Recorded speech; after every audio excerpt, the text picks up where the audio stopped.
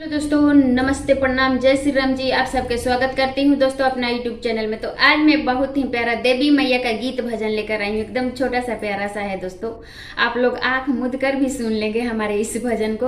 तो शुरू से लेकर अंत तक सुनिएगा। बहुत छोटा सा ये प्यारा सा भजन है, शुरू से लेकर अंत तक सुनिएगा। फिर से मैं ये रिपीट कर रही हूँ, तो आप लोग शुरू से लेकर अंत तक सुनिएगा इस नन्हा मुन्ना गीत भजन देवी मैया को। तो चलिए मैं सुनाने जा रही हूँ। सुनाने से पहले बोलिए दुर्गा मैया की जय। कमान हाथे शोभे मैया के चूड़िया लहठिया, कमने हाथवाना। कवन हाथे शोभे मैया के चूड़िया लहठिया, कमने हाथवाना। मैया के शोभेला कंगना, वाय कमने हाथवाना। मैया के शोभेला कंगना, वाय कमने हाथवाना। बावे हाथ शोभे मैया के चूड़िया लहठिया, दहिने हाथवाना।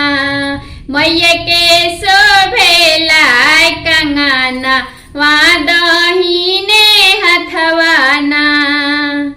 बावे हाथ शोभे मैया के चूड़िया लहठिया, दहिने हाथवाना। मैया के शोभेला कंगना, वहाँ दहिने हाथवाना।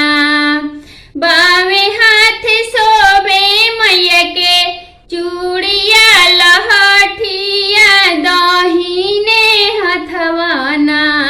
मैया के शोभेला कंगना, वहाँ दहिने हाथवाना।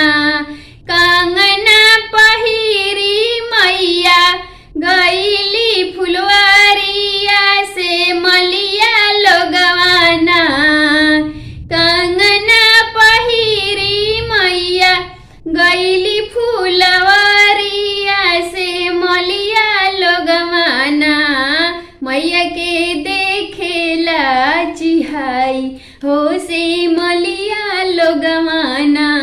मैया के देखेला चिहाई हो से मलिया लोगवाना। का तू हुमाली लोगवा देखेला चिहाई से हमारे हाथवाना। बड़े सोना के कंगना, वहाँ से हमारे हाथवाना। बड़े सोना के कंगना, वहाँ से हमारे हाथवाना।